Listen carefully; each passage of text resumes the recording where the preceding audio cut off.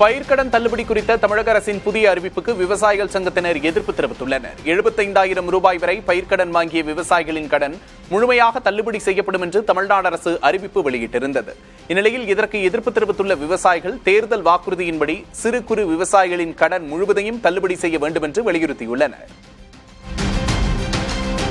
விவசாயிகளுக்கு இப்போ 2 ஏக்கர் வச்சிருக்கக்கூடிய விவசாயிக்கு தான் இது தள்ளுபடிக்கு வரும். அதுக்கு மேலே கூட வராதுங்கிற நிலைமையும் கூட அதுக்குள்ளே இருக்குது.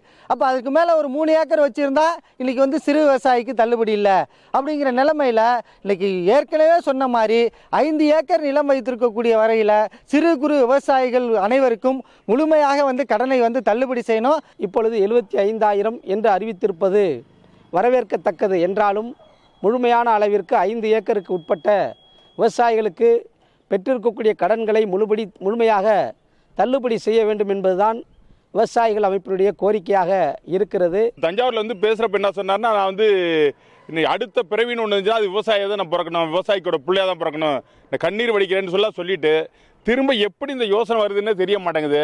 அதனால இவங்க தேர்தலில் சொன்ன மாதிரியாவது 5 ஏக்கர் குறைவாக உள்ளவர்களுக்கு முழு தள்ளுபடி, அதே போல் மேலே உள்ளவர்களுக்கு 50% தள்ளுபடின்னு சொன்னாங்கல்ல, அதையாவது நிறைவேற்றணும். ஆண்டிப்பட்டி அருகே மலை கிராமத்தில் இரவில் டாஸ்மாக் கடையை முற்றுகையிட்டு பெண்கள் போராட்டத்தில் ஈடுபட்டனர். மூலக்கடை கிராமத்தில் குடியிருப்பு மற்றும் சாலைப்புறத்தில் அமைந்துள்ள இந்த கடையால் பெண்களுக்கு பாதுகாப்பு இல்லாத நிலை ஏற்படுவதாக புகார் தெரிவித்தனர். கடையை நிரந்தரமாக மூட வலியுறுத்தி பெண்கள் சாலை மறியலில் ஈடுபட்ட நிலையில் உரிய நடவடிக்கை எடுப்பதாக காவல்துறை உறுதியளித்ததை அடுத்து போராட்டம் கைவிடப்பட்டது.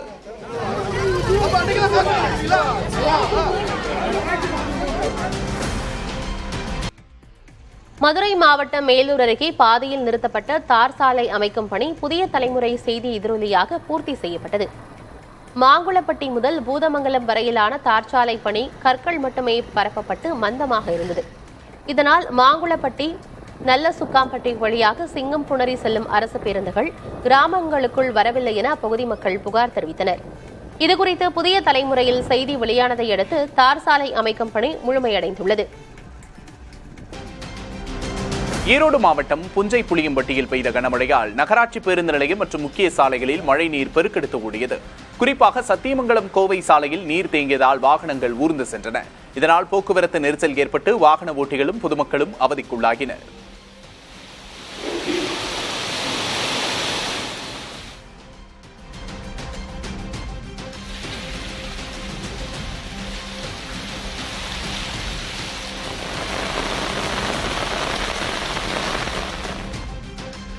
சேலம் மாவட்டம் ஓமலூர் அருகே சக்கரை செட்டிப்பட்டியில் கடுமையான வெயில் மற்றும் பலத்த காற்று காரணமாக சாத்துக்குடி பூக்களும் காய்களும் கொத்து கொத்தாக உதிர்ந்து வருகின்றன. 10 ஏக்கரில் பயிரிடப்பட்டுள்ள இந்த மரங்களில் ஏற்பட்டுள்ள திடீர் உதிர்வால் விவசாயிகள் பெரும் நஷ்டத்தை சந்தித்து இழப்பீடு கோரியுள்ளனர். இதனிடையே ஈரப்பதத்தை தக்கவைக்க தென்னை நார் கழிவுகள் மற்றும் இயற்கை உரங்களை பயன்படுத்துமாறு தோட்டக்கலைத்துறை அதிகாரிகள் ஆலோசனை வழங்கியுள்ளனர்.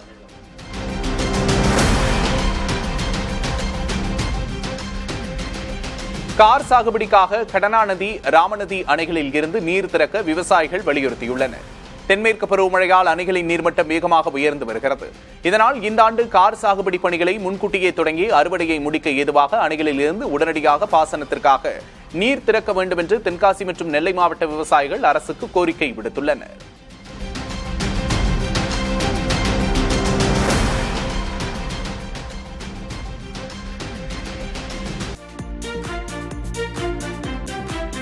அதிமுக முன்னாள் அமைச்சர் சி விஜயபாஸ்கர் விராலிமலை தொகுதி எம்எல்ஏ பதவியை ராஜினாமா செய்தார். சென்னை தலைமைச் செயலகத்தில் சபாநாயகர் ஜே.சி.டி. பிரபாகரை சந்தித்த அவர் கைப்பட எழுதிய தனது ராஜினாமா கடிதத்தை அவரிடம் வழங்கினார். இதனையடுத்து சி விஜயபாஸ்கரின் ராஜினாமாவை சபாநாயகர் ஜே.சி.டி. பிரபாகர் ஏற்றுக்கொண்டார். தாவேக அரசை ஆதரித்து வாக்களித்ததால் விஜயபாஸ்கரின் மாவட்ட செயலர் பதவி பறிக்கப்பட்டது. அதே நேரம் கட்சி மாறி வாக்களித்தவர்களை எடப்பாடி பழனிசாமி மன்னித்த பிறகும் அவரை சந்திக்காமல் தவிர்த்து வந்தார் விஜயபாஸ்கர். இந்நிலையில் தற்போது ராஜினாமா செய்துள்ளது குறிப்பிடத்தக்கது. புதுக்கோட்டை மாவட்ட அதிமுகவின் முகமாக வலம் வந்த விஜயபாஸ்கர் 2011 முதல் 2026 வரை தொடர்ந்து 4 சட்டமன்ற தேர்தல்களில் வென்றுள்ளார். தனது ராஜினாமா குறித்து ஆடியோ வெளியிட்டுள்ள விஜயபாஸ்கர் இது முடிவல்ல, நல்ல தொடக்கம் என தெரிவித்துள்ளார். தொட்டு வணங்கி என் நன்றியை சொல்லிக்கிறேங்க. எப்போதும் போல இந்த விஜயபாஸ்கர் உங்க வீட்டுக்குள்ள ஆய்வு உள்ள வரைக்கும் உங்களுக்கு விசுவாசமா நன்றியோட நான் பணியாற்றுவேங்க, சேவை செய்வேங்க. எந்த முடிவுமே மக்கள் முடிவு தான், என் முடிவு நான் ஏற்கனவே சொல்லியிருக்கேன். அதன்படி இது வெறும் முடிவு மட்டும் அல்லங்க, இது ஒரு நல்ல தொடக்கம். என்னை வாழ்த்தி ஆட்சி வழங்கணும்னு அன்போட கேட்டுக்கிறேன். எம்எல்ஏ பதவியை தொடர்ந்து அதிமுகவில் இருந்தும் விலகுவதாக அக்கட்சியின் முன்னாள் அமைச்சர் சி விஜயபாஸ்கர் அறிவித்துள்ளார். இது தொடர்பாக அவர் வெளியிட்டிருக்கும் அறிக்கையில், நான் விலகுவது ஒரு கட்சியிலிருந்து அல்ல, வாழ்க்கையின் ஒரு அத்தியாயத்திலிருந்து என உருக்கமாக தெரிவித்துள்ளார். மேலும் இந்த வலிகளை வார்த்தைகளால் விவரிக்க முடியாத நிலையில் கனத்த இதயத்துடன் விலகுவதாகவும், தனி ஒருவரின் தவறான முடிவுகளால் அதிமுக வேதனைகளையும் சோதனைகளையும் எதிர்கொள்வதாகவும் அவர் குறிப்பிட்டார். இதனால் சி விஜயபாஸ்கரின் அடுத்த கட்ட நகர்வு என்ன என்பது குறித்து அரசியல் வட்டாரத்தில் எதிர்பார்க்கப்படுகிறது. சி விஜயபாஸ்கர் ராஜினாமாவை அடுத்து சட்டமன்றத்தில் அதிமுகவின் பலம் 42ஆக குறைந்தது. ஏற்கனவே அதிமுக எம்எல்ஏக்கள் மரகதம் குமரவேல், சத்யபாமா, ஜெயக்குமார், இசக்கி சுப்பையா ஆகிய 4 பேர் ராஜினாமா செய்தனர். இந்த வரிசையில் தற்போது அதிமுக முன்னாள் அமைச்சர் சி விஜயபாஸ்கரும் தனது விராலிமலை தொகுதி எம்எல்ஏ பதவியை ராஜினாமா செய்துள்ளார். இதனால் சட்டமன்றத்தில் அதிமுகவின் பலம் 42ஆக குறைந்துள்ளதோடு திருச்சி கிழக்கு உள்ளிட்ட 6 தொகுதிகளுக்கும் விரைவில் இடைத்தேர்தல் அறிவிக்கப்பட உள்ளது.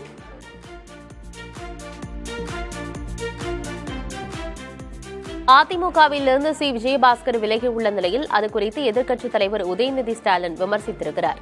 ஏற்கனவே அதிமுக சார்பில் போட்டியிட்டு வெற்றி பெற்ற 4 எம்எல்ஏக்கள் பதவியை ராஜினாமா செய்ததோடு அதிமுகவிலிருந்து விலகி தாவேகாவில் இணைந்தனர். இந்நிலையில் சி விஜயபாஸ்கரும் அதிமுகவிலிருந்து விலகியுள்ள நிலையில் 4 இருக்கைகள் கொண்ட சோஃபா 5 இருக்கைகள் கொண்டதாக மாற்றப்பட்டுள்ளதாக எதிர்க்கட்சித் தலைவர் உதயநிதி விமர்சித்தார்.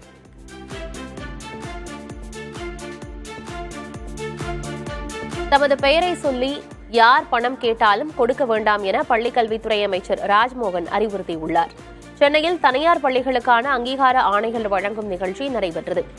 இதில் கலந்து கொண்ட அமைச்சர் ராஜ்மோகன் 850 தனியார் பள்ளிகளுக்கு அங்கீகார ஆணைகளை வழங்கினார்.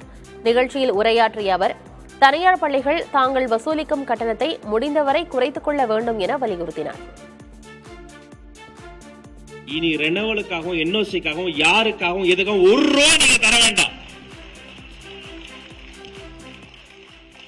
எந்த அரசியல் கட்சிக்கும் எந்த அரசியல் பின்புலத்தோடு வந்தாலும் யாரு சொன்னாலும் நம்பாதீங்க. மிக முக்கியமா யாராவது எனக்கு மினிஸ்டர் ரொம்ப நல்லா தெரியும் அப்படின்னு சொன்னா நம்பாதீங்க. அவனுக்கு என்னை தெரியவே தெரியாதுன்னு அர்த்தம். அவனை தூக்கி வெளில போ, கெட் அவுட் சொல்லுங்க.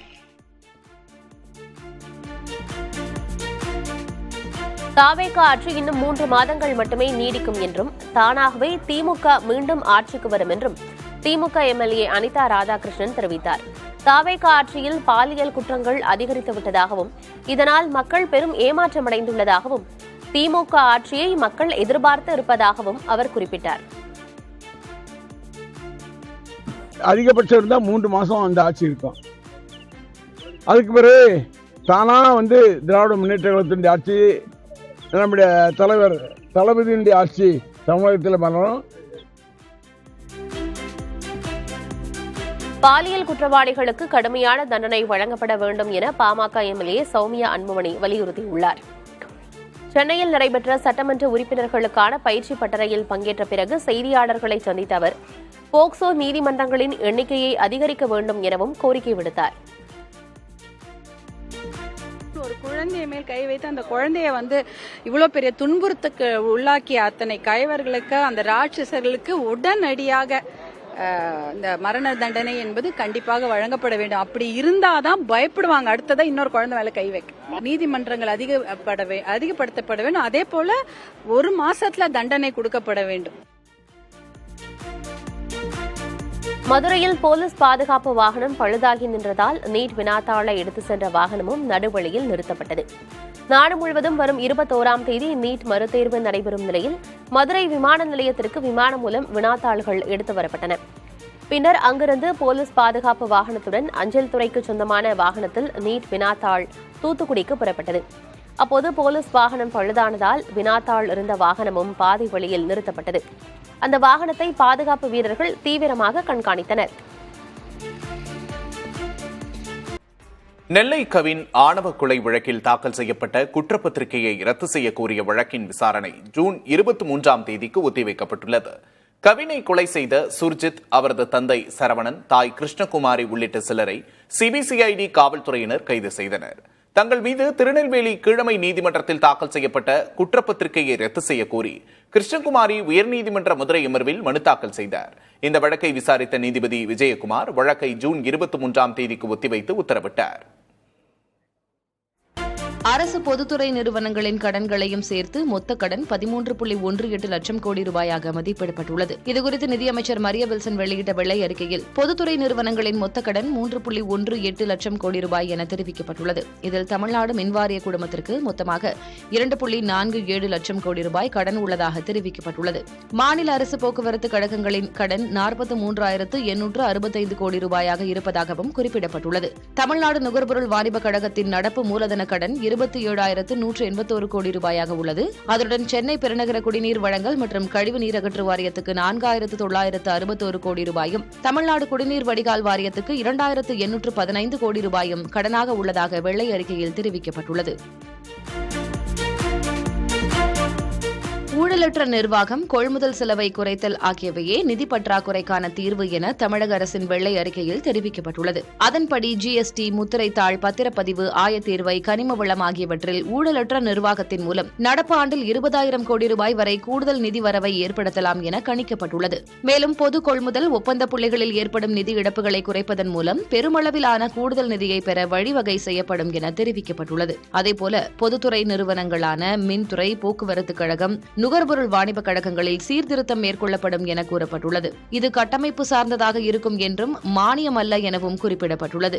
மேலும் ஆயத்தீர்வை, கரிமவளத்துறையில் தற்போது உள்ள அதிகாரங்களை பயன்படுத்தி கூடுதல் வரிச்சுமை இல்லாமல் வருவாயை திரட்டவும் திட்டமிடப்பட்டுள்ளது. அதேபோல் 2036ஆம் ஆண்டிற்குள் $1.5 டிரில்லியன் பொருளாதார இலக்கை அடைய தனியார் முதலீட்டை ஈர்க்கும் உட்கட்டமைப்பை உருவாக்குவதில் மூலதன செலவினம் மேற்கொள்ளப்படும் எனவும் கூறப்பட்டுள்ளது. இறுதியாக நேர்மையான வரவு செலவு திட்டமிடல் மேற்கொள்ளப்படும் என்றும் வெள்ளை அறிக்கையில் தெரிவிக்கப்பட்டுள்ளது. நிதியமைச்சர் வெளியிட்ட வெள்ளை அறிக்கையில் மகளிர் உரிமை தொகை, கட்டணமில்லா பேருந்து பயணம், கல்வி உதவித்தொகை, பயிர்க்கடன் தள்ளுபடி ஆகியவற்றுக்கு மட்டும் ஆண்டுக்கு 25,000 கோடி ரூபாய் செலவாகிறது என்று தெரிவிக்கப்பட்டுள்ளது. கடந்த ஆட்சியில் புதிய திட்டங்களுக்கு ஏற்ப புதிய வருவாய்க்கு வழி செய்யப்படவில்லை என்றும் குறிப்பிடப்பட்டுள்ளது. தேர்தல் வாக்குறுதியின்படி பெண்களுக்கு மாதந்தோறும் 2,500 ரூபாய் உரிமை தொகை வழங்காத தாவேக அரசு தோல்வியடைந்து விட்டதாக மத்திய அமைச்சர் எல் முருகன் விமர்சித்துள்ளார். ஆட்சிக்கு வந்து ஒரு மாதமாகியும் இந்த திட்டம் குறித்து அறிவிக்காமல் முந்தைய திமுக அரசின் 1000 ரூபாய் மட்டுமே தற்போதும் வழங்கப்படுவதாக கூறினார். மேற்கு வங்கத்தில் பெண்களுக்கு 3,000 ரூபாய் வழங்கும் வாக்குறுதியை பாஜக நிறைவேற்றியதை சுட்டிக்காட்டிய அவர், நிதி பற்றாக்குறையை காரணம் காட்டாமல் வாக்குறுதியை உடனடியாக நிறைவேற்ற வேண்டும் என்று முதலமைச்சர் விஜயை வலியுறுத்தியுள்ளார். பயிர்க்கடன் தள்ளுபடி குறித்த தமிழக அரசின் புதிய அறிவிப்பை தமிழக விவசாயிகள் ஏற்க மறுத்துள்ளனர். 75,000 ரூபாய் வரை பயிர்க்கடன் முழுமையாக தள்ளுபடி செய்யப்படும் என்ற அறிவிப்பால் விவசாயிகளுக்கு எந்த பயனும் இல்லை என்று அவர்கள் தெரிவித்துள்ளனர். 75,000 ரூபாய் பேரளவுக்கு செல்வதனால் இந்த விவசாயிகளுக்கு எந்தவித பயனும் இல்லை. அவர் மேலும் 14 லட்சம் விவசாயிகள் பயன்பெறுவதாக கூறுவதும் ஏற்புடையதல்ல. இன்னைக்கு பெரும்பாலான விவசாயிகள் 1 லட்சத்துக்கு மேல கடன் பெற்றிருக்கிறார்கள், 5 ஏக்கர் வரை கொடுத்து. ஆனால் இவர் 75,000 ரூபாய் கொடுப்பதனால விவசாயிகளுக்கு என்ன பலன் இருக்கு? இன்னைக்கு அவர்கள் வட்டி கட்டுவதற்கு கூட இந்த தள்ளுபடி திட்டம் உதவாது. விவசாயிகள்லாம் செய்வது அறியாது என்ன செய்யறதுன்னு உங்களுடைய வாக்குறுதியை நம்பி இருந்தோம். இப்ப நாங்க வட்டி தான் கட்ட வேண்டிய சூழ்நிலை. 75,000 ரூபாய்க்கு மேல உள்ளதுக்கு 35,000 ரூபான்னு சொல்றீங்க. இது எந்த விதத்துல நியாயம்? இது யானை பசிக்கு சோளப்பொறி போன்றது. அதனால இதை மறுபரிசீலனை செய்ய வேண்டும். விவசாயிகளை வஞ்சிக்கக்கூடிய ஒரு அறிவிப்பாக தான் இருக்கு. இது மாண்புமிகு முதலமைச்சர் 2வது முறையாக அந்த பயிர்க்கடனுக்கு அறிவிப்பு கொடுக்குறாரு. கடந்த முறையும் விவசாயிகளை ஏமாற்றக்கூடிய ஒரு விஷயமா தான் இருந்துச்சு. இந்த முறையும் விவசாயிகளை ஏமாற்றக்கூடிய ஒரு விஷயமா தான் நாங்கள் நினைக்கிறோம். சிறு விவசாயிக்கு முழு கடன் தள்ளுபடியாகும், பெரு விவசாயிக்கு 50% கட்டுப்படியாகும் தேர்தல் அறிக்கையில் சிஎம் சொல்லியிருந்தார். அதை நம்பி தான் நாங்கள் வாக்களித்தோம். இப்போ என்னென்னா இதை மாற்றி பெரு விவசாயிக்கு 75,000க்கு மேலே வாங்கியிருந்தா அவங்களுக்கு 35,000 தான் அப்படிங்கிற இது ஒரு ஏமாற்ற செயல். 1 கோடி ரூபாய் இழப்பீடு கேட்டு திமுக தலைவர் ஸ்டாலினுக்கு அமைச்சர் ஆதவர்ஜுனா வழக்கறிஞர் நோட்டீஸ் அனுப்பியுள்ளார். 258 கோடி ரூபாய் மதிப்பிலான போதைப் பொருள் கடத்தலில் மூளையாக செயல்பட்ட ஜான் பிரிட்டோ அமைச்சர் ஆதவர்ஜுனாவின் நெருங்கிய உறவினர் என அமலாக்கத்துறை செய்திக்குறிப்பை சுட்டிக்காட்டி திமுக தலைவர் ஸ்டாலின் கருத்து பதிவிட்டிருந்தார். இது தனது நற்பெயருக்கு களங்கம் விளைவிப்பதாக கூறி ஆதவர்ஜுனா தரப்பில் திமுக தலைவர் ஸ்டாலின் மற்றும் திமுகவின் ஐடி பிரிவுக்கு வழக்கறிஞர் நோட்டீஸ் அனுப்பப்பட்டுள்ளது. அமலாக்கத்துறை செய்திக்குறிப்பில் கூறப்பட்டுள்ள ஜான் பிரிட்டோ தனது உறவினர் அல்ல என்றும் இதுகுறித்து தனது உறவினர் ஜான் பிரிட்டோ விளக்கமளித்திருப்பதாகவும் நோட்டீஸில் குறிப்பிடப்பட்டுள்ளது. எனவே திமுக தலைவர் ஸ்டாலின் நிபந்தனையற்ற மன்னிப்பு கேட்க வேண்டும், 1 கோடி ரூபாய் இழப்பீடு வழங்க வேண்டும் என்றும் தவறினால் சட்டப்படி நடவடிக்கை மேற்கொள்ளப்படும் என்று நோட்டீஸில் தெரிவிக்கப்பட்டுள்ளது. திமுகவுக்கு எதிராக இந்திய யூனியன் முஸ்லிம் லீக் அமைச்சர் ஷாஜகான் பேசியது ஆணவத்தின் வெளிப்பாடு என்று மாமக தலைவர் ஜவாஹிருல்லா தெரிவித்துள்ளார். நாகை தொகுதி எம்எல்ஏ அலுவலகம் திறப்புக்கு பின்பு செய்தியாளர்களிடம் பேசிய அவர் அமைச்சர் ஷாஜகான் முஸ்லிம் லீக்குக்கு சமாதி கட்டும் வேலைகளை செய்து வருவதாக விமர்சித்தார். 50 ஆண்டுகளுக்கு இனி தமிழ்நாட்டில் தாவேக ஆட்சிதான், திமுக தலையெடுக்க முடியாது, திமுகவை முற்றிலுமாக துடைத்தெறிவோம் என்று பேசியிருப்பது ஒரு மிகப்பெரிய ஆணவத்தினுடைய வெளிப்பாடாக இருக்கின்றது. ஷாஜகான், மன்னர் ஷாஜகான் மும்தாஜுக்கு கல்லறை கட்டினார். இந்த ஷாஜகானோ அவர் சார்ந்திருக்கக்கூடிய கட்சியினுடைய அருமை பெருமைகளுக்கெல்லாம் சமாதி கட்டக்கூடிய வேலையை செய்கிறார். கோவை சூலூரில் 10 வயது சிறுமி பாலியல் வன்கொடுமை செய்யப்பட்டு கொலை செய்யப்பட்ட வழக்கில் வரும் 24ஆம் தேதி முதல் சாட்சிகள் விசாரணை தொடங்குகிறது. இந்த வழக்கில் முதன்மை குற்றவாளி கார்த்தி மற்றும் அவரது நண்பர் மோகன்ராஜ் ஆகிய இருவர் மீதும் காவல்துறை தரப்பில் 819 பக்க குற்றப்பத்திரிகை தாக்கல் செய்யப்பட்டு குற்றச்சாட்டுகளும் பதிவு செய்யப்பட்டன.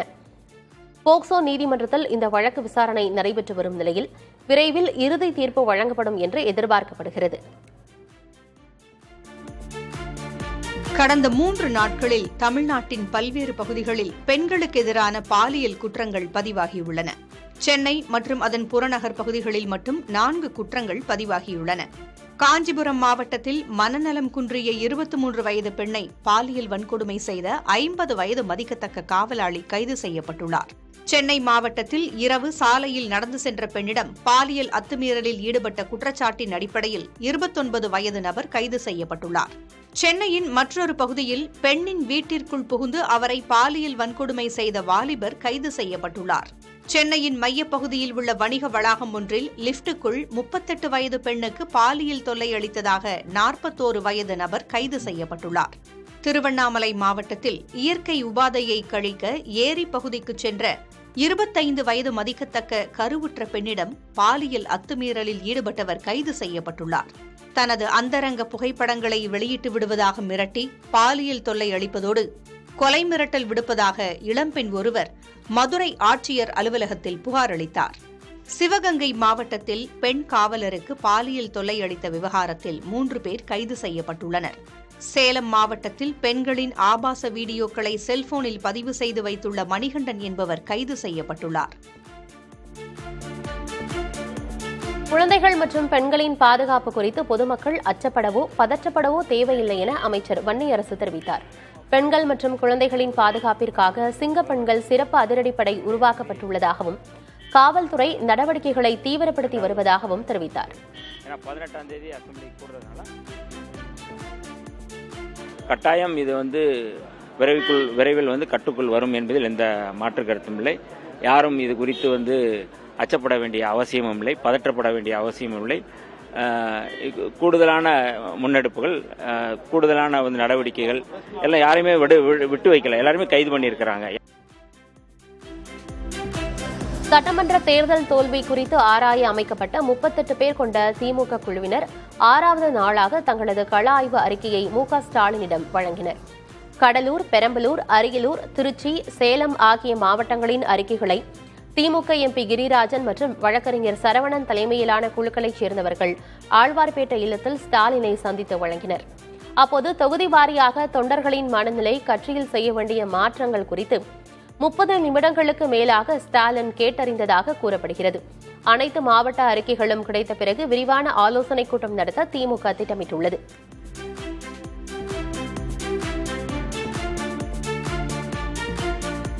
திமுகவினரின் வரம்பு மீறல் தொடர்ந்தால் தாங்களும் வரம்பு மீற வேண்டியிருக்கும் என காங்கிரஸ் கட்சி எச்சரித்துள்ளது. இது தொடர்பாக அக்கட்சியின் சட்டமன்ற குழு தலைவரும் சுற்றுலாத்துறை அமைச்சருமான ராஜேஷ்குமார், உயர்கல்வித்துறை அமைச்சர் விஸ்வநாதன் ஆகியோர் கூட்டறிக்கை வெளியிட்டுள்ளனர். திமுக தயவால் காங்கிரஸ் வெற்றி பெற்றது எந்த அளவுக்கு உண்மையோ அந்த அளவுக்கு காங்கிரஸ் தயவால் திமுக வெற்றி பெற்றது என்பதும் வரலாற்று உண்மை என அவர்கள் தெரிவித்துள்ளனர். தாவேகவுக்கு ஆதரவளித்தது தொடர்பாக திமுகவினர் சுடுசொற்களால் தொடர்ந்து வசைபாடி வருவதாக அவர்கள் குறிப்பிட்டுள்ளனர். காங்கிரஸ் கட்சியை எப்படி வசைப்பாடலாம் என்பதை விட்டுவிட்டு தேர்தல் தோல்விக்கான காரணங்களை திமுக கண்டறியட்டும் என அவர்கள் தெரிவித்துள்ளனர். இப்படி கொச்சையாக விமர்சித்துக் கொண்டே இருந்தால் திமுக இனி எப்போதுமே ஆட்சிக்கு வர முடியாத நிலை ஏற்படும் என காங்கிரஸ் கட்சி நிர்வாகிகள் காட்டமாக தெரிவித்துள்ளனர். தவறு செய்பவர்களை சுட்டுக் கொள்ள வேண்டும் என தமிழ் மாநில காங்கிரஸ் கட்சியின் தலைவர் ஜி.கே. வாசன் கூறியுள்ளார். திருவாரூரில் செய்தியாளர்களிடம் பேசிய அவர், பாலியல் வன்கொடுமையில் ஈடுபடுபவர்களாக யாரும் வாதாடக்கூடாது என்றும் வலியுறுத்தியுள்ளார். தவறு செய்பவர்களை நேரடியாக பார்த்தால் ஷூட்டட் ஆர்டர், அவர்கள் உயிரோடு இருக்கக்கூடாது, அவர்களுக்கு யாரும் வாதாடக்கூடாது. மிருகத்தனமான செயல்களில் ஈடுபடும் போது வேறு வழி இல்லை. 3 வயது பச்சிளம் குழந்தை நினைத்து பார்க்க கூட முடியவில்லை. இரவிலே தூக்கம் வருவது கிடையாது. இது போன்ற நிலை இருக்கவே கூடாது. ஈரோடு மாவட்டம் பெருந்துறை தொகுதி இடைத்தேர்தலுக்கு பயன்படுத்தப்பட உள்ள வாக்குப்பதிவு இயந்திரங்களின் முதல் நிலை சோதனையை மாவட்ட தேர்தல் அலுவலரும் ஆட்சியருமான கந்தசாமி தொடங்கி வைத்தார். பெல் நிறுவன பொறியாளர்கள் மூலம் தொடர்ந்து 5 நாட்களுக்கு நடைபெறவுள்ள இந்த சோதனைக்கு பிறகு மாதிரி வாக்குப்பதிவு நடத்தப்படும் என தெரிவிக்கப்பட்டுள்ளது. நாகையில் உள்ள புனித அந்தோணியார் ஆலயத்தின் ஆண்டு விழா கொடியேற்றத்துடன் தொடங்கியது. முன்னதாக நடைபெற்ற கொடி ஊர்வலம் ஆலய வளாகத்தில் தொடங்கி முக்கிய வீதிகள் வழியாக சென்று மீண்டும் ஆலயத்தை வந்தடைந்தது. பின்னர் சிறப்பு திருப்பலி செய்து ஆலயத்தின் முன்னுள்ள கொடிமரத்தில் கொடி ஏற்றப்பட்டது. இதில் திரளான பக்தர்கள் கலந்து கொண்டு பிரார்த்தித்தனர்.